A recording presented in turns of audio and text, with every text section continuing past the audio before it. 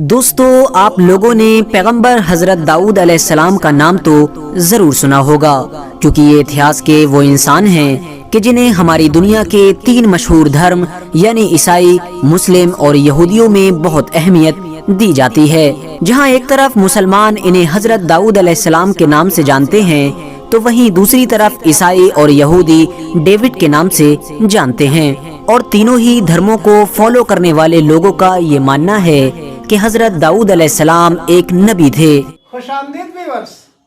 السلام علیکم ورحمۃ اللہ وبرکاتہ۔ میں سرتاج احمد ایوبی۔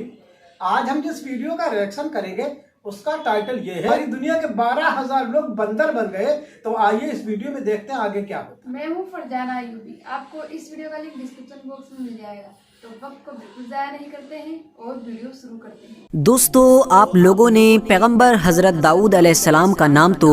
ضرور سنا ہوگا، کیونکہ یہ اتہاس کے وہ انسان ہیں کہ جنہیں ہماری دنیا کے 3 مشہور دھرم یعنی عیسائی، مسلم اور یہودیوں میں بہت اہمیت دی جاتی ہے۔ جہاں ایک طرف مسلمان انہیں حضرت داؤد علیہ السلام کے نام سے جانتے ہیں، تو وہیں دوسری طرف عیسائی اور یہودی ڈیوڈ کے نام سے جانتے ہیں، اور تینوں ہی دھرموں کو فالو کرنے والے لوگوں کا یہ ماننا ہے کہ حضرت داؤد علیہ السلام ایک نبی تھے، جنہیں اللہ کی طرف سے ہماری دنیا میں رہنے والے انسانوں کو صحیح راستہ دکھانے کے لیے بھیجا گیا تھا۔ اور شاید یہی وجہ ہے کہ ان تینوں ہی دھرموں میں حضرت داؤد علیہ السلام کی ہسٹری کو بڑی دلچسپی کے ساتھ پڑھا جاتا ہے۔ ساتھ ہی ساتھ دوستو آپ کو یہ بھی بتاتے چلیں کہ حضرت داؤد علیہ السلام کا ذکر تینوں ہی دھرموں کی پوتر کتابوں میں بھی پوری ڈیٹیل کے ساتھ کیا گیا ہے۔ تو دوستو مین ٹاپک کی طرف بڑھنے سے پہلے ہم آپ کو یہ بتاتے چلیں کہ حضرت داؤد علیہ السلام اتہاس کے ایک ایسے انسان ہیں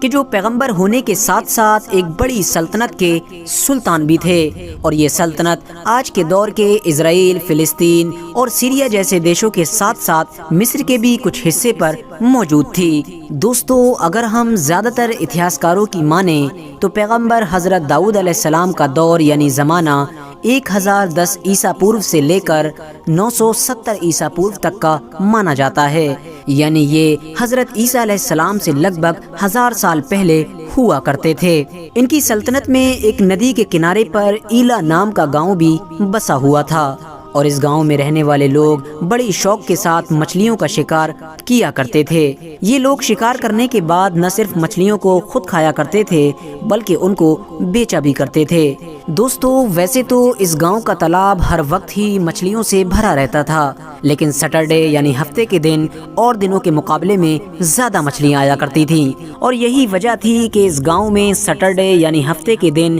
بہت زیادہ شکار کیا جاتا تھا۔ ایک دن حضرت داؤد علیہ السلام نے اس گاؤں کے لوگوں سے کہا کہ آج سے تم لوگ ہفتے یعنی سیٹرڈے کے دن مچھلیوں کا شکار نہیں کیا کرو گے، کیونکہ میرے رب نے مجھے تمہیں ایسا کرنے سے روکنے کا حکم دیا ہے۔ کیونکہ دوستو جیسا کہ میں آپ کو پہلے بھی بتا چکا ہوں کہ حضرت داؤد علیہ السلام ایک بڑی سلطنت کے سلطان ہونے کے ساتھ ساتھ ایک پیغمبر بھی تھے، اور یہی وجہ تھی کہ وہ اپنی قوم کو صحیح راستہ دکھایا کرتے تھے۔ ان کے کہنے پر اب اس گاؤں کے لوگوں نے سیٹرڈے یعنی ہفتے کے دن مچھلیوں کا شکار کرنا بند کر دیا۔ لیکن دوستو جیسا کہ میں نے آپ کو بتایا تھا کہ ہفتے کے دن اور دنوں کے مقابلے میں اس تالاب میں زیادہ مچھلیاں آیا کرتی تھیں، اسی لیے اس گاؤں میں رہنے والے کچھ لوگوں کو یہ برداشت نہیں ہو رہا تھا کہ وہ حضرت داؤد علیہ السلام کے حکم کی وجہ سے ہفتے کے دن شکار نہ کریں، کیونکہ اس کی وجہ سے تو ان کا بہت بڑا نقصان ہوتا جا رہا تھا۔ لہٰذا اسی لیے ان لوگوں نے اب اپنا شاطر دماغ چلاتے ہوئے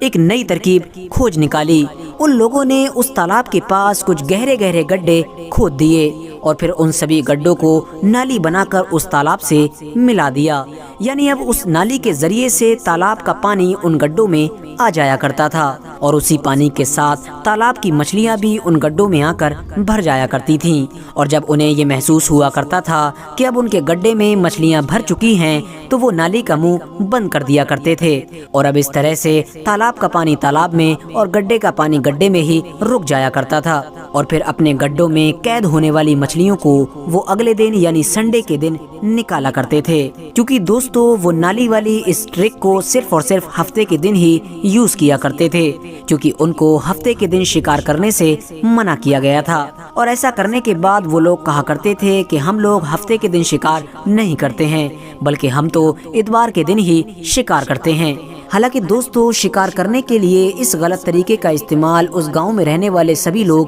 نہیں کیا کرتے تھے، بلکہ اس معاملے کو لے کر اس گاؤں میں 3 گروپ بن گئے تھے۔ ایک گروپ کا ماننا تھا کہ ایسا کرنا بالکل غلط ہے، کیونکہ ہفتے کے دن نالی کے ذریعے سے مچھلیوں کو گڈھے میں قید کرنا بھی ان کا شکار کرنا ہی مانا جائے گا۔ دوسرا گروپ وہ تھا کہ جو یہ مانتا تو تھا کہ ایسا کرنا غلط ہے، لیکن وہ اپنی زبان سے کبھی مخالفت نہیں کیا کرتا تھا، بلکہ وہ اس پورے معاملے کو لے کر ہمیشہ خاموش رہا کرتا تھا۔ اور تیسرا گروپ وہ تھا کہ جو خود ایسا کام کیا کرتا تھا، یعنی جو ہفتے کے دن غلط طریقے سے شکار کیا کرتا تھا۔ اس گاؤں میں جب اس معاملے کو لے کر لوگوں کے بیچ جھگڑا بڑھنا شروع ہوا تو یہ گاؤں 2 حصوں میں بٹ گیا، اور اس گاؤں کے بیچ میں ایک لمبی اور اونچی دیوار بنوا دی گئی۔ دیوار کے ایک طرف وہ لوگ رہا کرتے تھے کہ جو ہفتے کے دن کسی بھی طرح سے شکار کو غلط سمجھا کرتے تھے، اور دیوار کے دوسری طرف وہ ایک گروپ رہا کرتا تھا کہ جو ہفتے کے دن غلط طریقے سے شکار کیا کرتا تھا۔ جب اس پورے معاملے کی خبر پیغمبر حضرت داؤد علیہ السلام تک پہنچی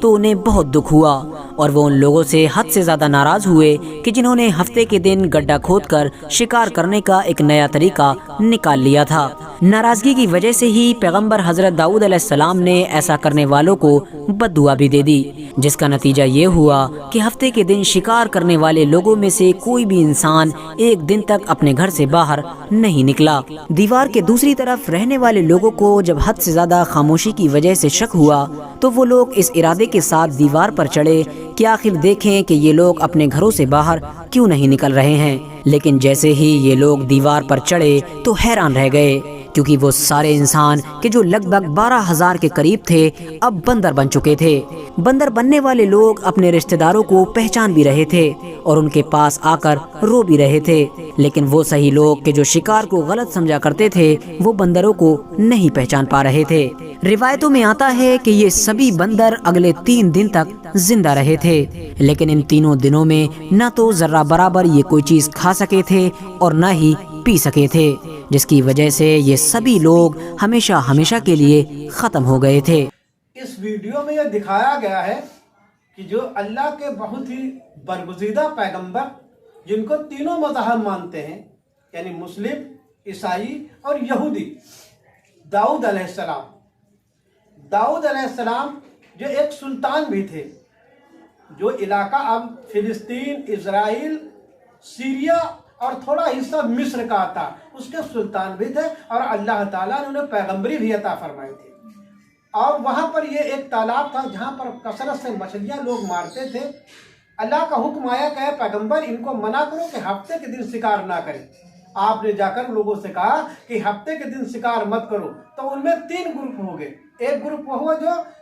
یہ ہفتے کو شکار قصدن کرتا تھا نالی بنا کر، ایک دوسرا گروپ تھا جو شکار نہیں کرتا تھا، اور ایک تیسرا گروپ تھا جو ان دونوں کی باتوں پر خاموش رہتا تھا۔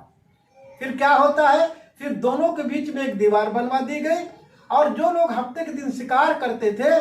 آپ نے ان لوگوں کو بد دعا دے دی، اور وہ 12,000 لوگ یعنی بندر بن گئے، اور وہ کیول 3 دن تک زندہ رہے۔ اس کے بعد میں وہ سب ختم ہو گئے۔ اس کہانی میں بس اتنا ہی۔ تو آپ کو اس ویڈیو میں سب سے اچھا کیا لگا ہمیں کامنٹ سیکشن میں ضرور بتائیے گا۔ ویڈیو کو لائک، شیئر اینڈ چینل کو سبسکرائب کریں۔ تب تک کے لیے اللہ حافظ۔